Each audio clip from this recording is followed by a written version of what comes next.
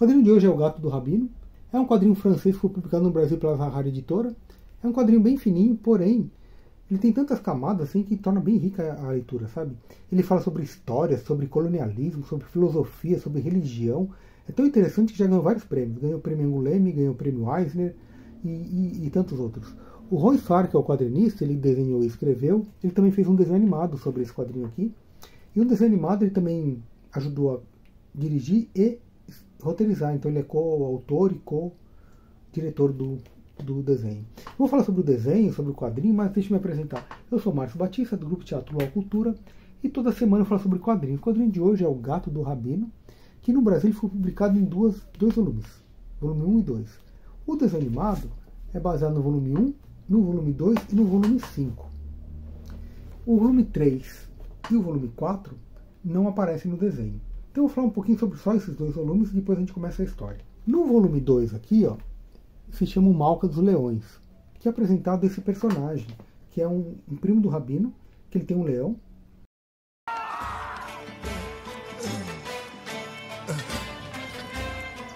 Em que posso servi-lo, senhor? Primo Malca! Primo Malca! E o volume 4, que não aparece no desenho, conta uma história sobre esse personagem. No volume 2 ainda, tem um personagem aqui que também não aparece no desenho, que é um rabino francês, que é esse fulano aqui, ó, tá vendo? O rabino pensa, quando esse fulano chega, que ele vai tomar o lugar dele.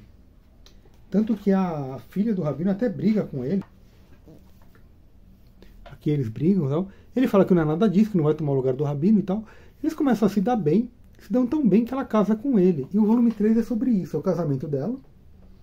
Então ela, o marido, o rabino e o gato vão para a França para conhecer os pais dele. Então essa história do 3 e 4 que não aparecem no desenho. Eu vou mostrar algumas imagens do desenho e aí já vou explicando também o volume 1. O desenho começa, a gente conhecendo a região, que é a Argélia de 1920, e passa entre 1920 e 1930. E a gente apresenta então o gato, o rabino, a filha do rabino e um papagaio. O papagaio lá da casa, o gato tem um confronto com o papagaio, come o pássaro, né? E assim que ele come o papagaio, ele começa a falar. E quando ele começa a falar, o rabino e a filha ficam assim, surpresos, né? E o gato propõe que ele possa estudar a cultura judaica, porque durante anos ele viu o rabino lendo a Torá, então ele gosta bastante. E o gato quer estudar a Cabala. O rabino propõe que eles comecem pelo Talmud, porque o Talmud é interessante e tudo mais. E o gato até propõe para fazer o bar mitzvah dele. E se eu sou um gato judeu, então eu tenho que fazer o meu bar mitzvah. Então, essa é a história do primeiro volume, assim. Então tem essa narrativa fantástica do gato falante. Ele fica sempre colocando, né, dando as opiniões, debatendo, discutindo. E tem um personagem que aparece aqui que não está no desenho animado. Esse fulano aqui é um jovem judeu que o cara está sempre falando, né? Aqui na mesa você vê que ele está de pé, porque ele quer que a voz dele se sobressaia até a voz do próprio rabino, né? Ele fala que ele é super virtuoso, ele conhece a cultura judaica, então ele é meio prepotente, né? Então, e o gato não gosta dele. E ele também não gosta do gato, né? Quando o pessoal ali da casa não está, ele judia do gato e tal. E o gato começa a ficar preocupado porque esse fulano começa a ter visitas frequentes na casa dele. E ele fala assim, é da idade da Slábia, né? Da filha do rabino. E talvez ele queira casar com ela. E aí se casar, eu vou me dar mal, porque eu vou perder todo o carinho da minha dona e o cara vai judiar de mim e tal. Então ele tenta fazer um ardil para ver se ele consegue desmascarar o fulano. Porque ele fala assim, esse cara, ele é bem safado. Aposto que ele vai nos puteiros que tem aqui em cima. Então ele fala que é virtuoso e tudo mais. Mas eu vou mostrar para todo mundo, agora que eu tenho o dom da fala, eu vou mostrar quem é esse cara. Então ele vai atrás do fulano, tá vendo? Ele começa a perseguir o cara para ver se ele vai nos puteiros mesmo lá, né? Só que o bordel que o gato conhece fica para a esquerda e o cara vira para a direita. Aí eu falei assim, o bordel é para lá, ele tá indo para cá, que tá fazendo? Como ele começa a seguir o cara tá entrando no bairro dos árabes, né? Eu falei assim, o cara é judeu, entrando no bairro dos árabes, vai apanhar. Ele vai começar a seguir o cara para ver para onde ele vai, e o cara vai realmente no puteiro. Só que ele vai no puteiro árabe. Ele vai no bordel árabe. E aí o gato fala assim, nossa, que safado, né? O cara assim, faz de santo, fala que é virtuoso, só que ele vai aqui, né?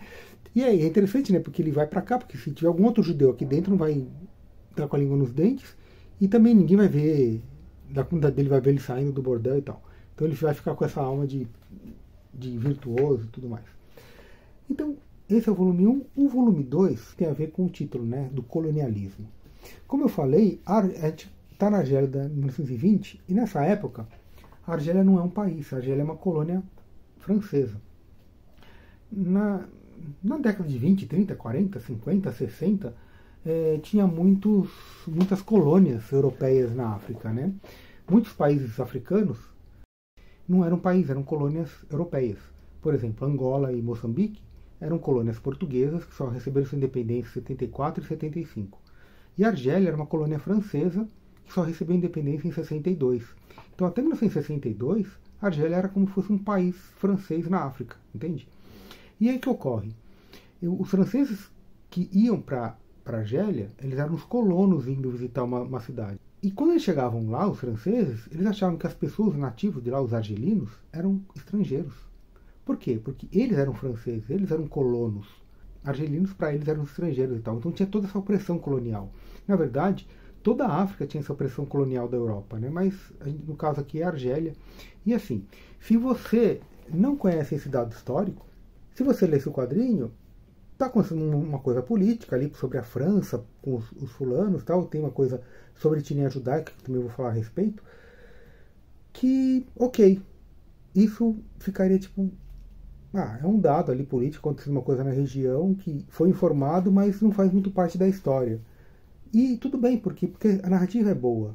As inquietações do gato, o envolvimento com a filha, com os outros personagens que aparecem. Ele tem um outro primo além desse do leão, que é um sheik. Então é um rabino, que é um judeu, com um sheik, que é um muçulmano, eles se dão bem e tal. Então não tem. Isso aqui é muito bacana, porque a narrativa é boa e os personagens são cativantes. Porém, se você conhece esse dado histórico, se você desvenda essa camada sobre o colonialismo, essa história aqui tem uma outra relevância. Ela fica maior, entende? Aí se você conhece sobre a cultura judaica, ela fica maior ainda. E isso aqui é um erro do quadrinho. Por quê? Porque, como eu falei, o nome dessa menina aqui é Slábia. Slábia é um doce ali da região, né?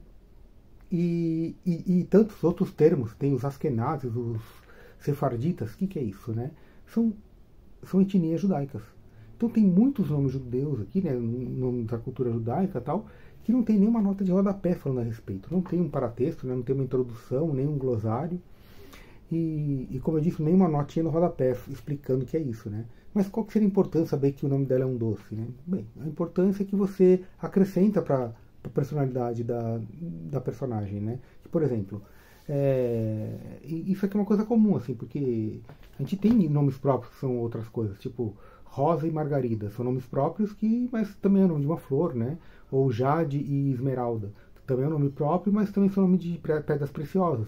Então, se você colocar Jade numa personagem, você dá uma característica de joia para ela, né? Se você coloca o nome tipo de brigadeiro para uma personagem, você fala assim, ela é um doce e tal. Entende? Então, tem umas coisas que se perdem ali, por quê? Porque não teve uma nota do tradutor, não teve uma observação antes.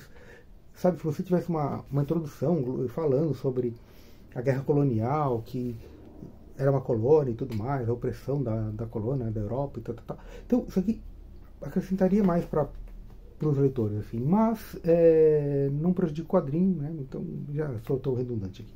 E o que acontece? O que ocorre aqui, que eu queria mais enfatizar, porque, como eu falei, tem muitas camadas, assim, se eu ficar destrinchando tudo assim que eu vi sobre esse quadrinho, eu vou ter que fazer um outro vídeo, né? Mas essa aqui eu achei bacana. O que ocorre aqui? Nessa página aqui, por exemplo, o Rabino, no começo da história, está bem ansioso, porque ele tem que fazer uma prova. Ele tem que fazer um ditado em francês. E o gato acha isso aqui um absurdo, né? Porque ele fala assim... Olhe, mestre, nunca vai conseguir sem minha ajuda. O quê? Não escrevam mal. A caligrafia é boa, mas se me permite dizer, num ditado é a ortografia que conta. Bom, sabe o que vamos fazer? Vamos rezar. Pode rezar se quiser, mas amanhã eu vou fazer o ditado em seu lugar. Como ousa propor isso? É muito desonesto. Mas, mestre adorado, não precisamos respeitar as leis dos loucos. É rabino há 30 anos e para orar em hebraico para judeus que falam árabe querem que escreva em francês? Para mim não passam de loucos. Você não irá conseguir sem mim. E o que acontece? O gato, ele fala pro rabino, eu posso fazer por você, né? E o cara, não, eu faço e tal.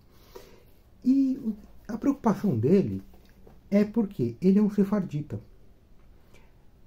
E se ele não passar na prova, provavelmente o cargo de rabino dele vai passar para um outro judeu que é um askenazi. O cara vai vir lá da França, então provavelmente é um askenazi. E a comunidade dele toda é sefardita. Ele falou assim, poxa, né, toda a nossa comunidade é sefardita e tal. E o que é isso, né? Eu, por exemplo, não conheço a cultura judaica, né? Então eu tive que pesquisar para saber sobre isso. E nem posso falar muito a respeito, né? Porque eu não sou, não conheço, né? Então falar sobre algo que eu não conheço. Mas sobre o que eu pesquisei, inclusive até procurei no Google, né? Na Wikipedia, se você colocar etnias judaicas na Wikipedia, vai aparecer o nome de 15 etnias. Não sei se tem mais, né? Mas acho que são as principais. 50% dos judeus que existem no mundo são askenazes. Os outros 50% se dividem nessas outras 14 etnias. Uma delas é as sefarditas. Isso tem a ver com as regiões que esses judeus estavam, porque durante a história do mundo, os judeus eles foram emigrando, né, para os outros lugares. Assim. Então, dependendo do lugar que essa comunidade ficava, ele tinha a cultura ali da região. Né? Por exemplo, os sefarditas são judeus que moram, oriundos da Península Ibérica, ou seja, Portugal e Espanha. Então, além da cultura judaica deles, né, que isso é igual para todos, né, a Torá, o Talmud, os livros sagrados são iguais e tal, mas a cultura da região é diferente, né? A língua é diferente. Então, os askenazes, eles são do centro da Europa e da parte leste europeia, né? Então, a parte oriental e a parte central da Europa, os askenazes, e depois vai dividindo assim. E o que acontece? Além da Argélia ser uma colônia francesa, também tem essa outra coisa da etnia judaica. Vai vir um askenazi da França impor os modos dele para aquela comunidade que já tem a cultura, né, local. Você viu que o rabino e o sheik, eles se dão muito bem, né? Mas não é porque eles são família, são primos. Apesar de ter a diferença religiosa, né, um é islâmico e o outro é judeu, eles se dão bem. E aí você vê também quando eles estão nos lugares, assim, a comunidade, o pessoal, a região é legal, assim. Então, e aí você vê que tem muita intolerância, muito preconceito mesmo ali. E no quadrinho a gente fala assim, então tem pessoas que são idiotas mesmo, né? São preconceituosas, racistas e tal. Só que quando a gente percebe, não é pessoal ali da região. São os europeus que vieram, são os colonos. Então não é apenas um racismo, é uma opressão colonizadora, entende? Então tem uma outra camada quando você lê isso aqui, quando você conhece a história e tal. Então isso aqui é muito interessante. Então é bem interessante. Aí só para fechar, no volume 5, eles estão na Argélia e eles estão indo para a Etiópia, porque tem um russo, que esse russo é interessante, que eu não vou citar ele, porque tem até a ver com outro quadrinho do mesmo autor, mas se vocês quiserem posso fazer esse apêndice, né, falando sobre o russo e tal. Mas o que eu queria comentar é sobre o Tintin. O Tintin do Hergé, ele aparece na história e faz referência a esse quadrinho aqui, o Tintin no Congo. Esse quadrinho é de 1931. E como eu disse, né, o Congo também é uma colônia. Né? O Congo era dividido em duas colônias. Tinha a colônia francesa, tinha o Congo francês e o Congo belga. Muito tempo atrás, teve o Congo português também, que depois se incorporou na parte da Angola. Mas, para não confundir, já confundindo, tinha o Congo francês e o Congo belga. E tem um quadrinho dessa história que foi retirado depois, mas na primeira versão tinha isso aqui. O Tintin está explicando, está dando uma aula aos congoleses que eles não são congoleses, eles são belgas. Porque Congo é uma cidade belga na África. E depois eles puseram esse quadrinho aqui, né? O Tintin dando uma aula básica de matemática, tipo 2 mais 2 são 4. Mas a primeira versão era isso, né? Eles falam assim, vocês não são congoleses, vocês são belgas. E o primeiro país de língua não francesa a publicar Tintin foi Portugal. Ele publicou isso aqui, Em vez de ser Tintin no Congo, era Tintin em Angola. E aquela cena que o Tintin está explicando que eles não são congoleses, aqui ele fala assim, vocês não são angolanos, vocês são portugueses. Entende o racismo? Ele não está apenas na feição, né, dos africanos ali, que ele fez do jeito estereotipado. é muito maior. Está tirando a identidade deles, está falando da opressão do colonizador ali. Então é muito maior. E serviu como revista para catequizar, né? Tanto que Portugal também usou isso. Portugal usou, não, vamos tirar Congo por Angola. E você entende? O braço da opressão, como ficou grande, como ficou poderoso isso, porque o quadrinho do Hergé ali virou tipo um formador de opinião. Entende? Então é muito nefasto um negócio desse, né? Então, tanto o quadrinho quanto o desenho dão uma espetada, né, nisso, nesse todo esse racismo estrutural que tem, né, na própria África, né? Então é complicado isso. Então é isso, gente. O quadrinho já ficou meio longo assim. Se vocês quiserem que eu fale mais sobre o volume 5, que tem esse russo, né, que é bem interessante, porque tem umas outras coisas referentes a um outro quadrinho comente aqui se vocês acham que é legal, porque, como eu falei, esse quadrinho aqui é muito rico, né? Então eu falei sobre alguns aspectos só e apesar de ser fininho, tem muita coisa para contar. E é isso, gente. Se curtiu, compartilha. Esse quadrinho aqui, se você vai encontrar apenas em sebo, né? Eu não sei se você vai encontrar numa loja aí, talvez em loja de quadrinhos você encontre também. Na Amazon acho que não tem, mas de qualquer jeito eu vou deixar aqui no link na descrição, se você quiser comprar algum quadrinho pela Amazon, se quiser comprar pelo nosso link. Mas também fica à vontade de comprar em outras lojas, que eu acho que é bem legal comprar em lojas, comprar em sebos e tal. Esse quadrinho acho que você vai encontrar em sebo, já estou sendo redundante. E é isso, gente. Um grande abraço e até mais.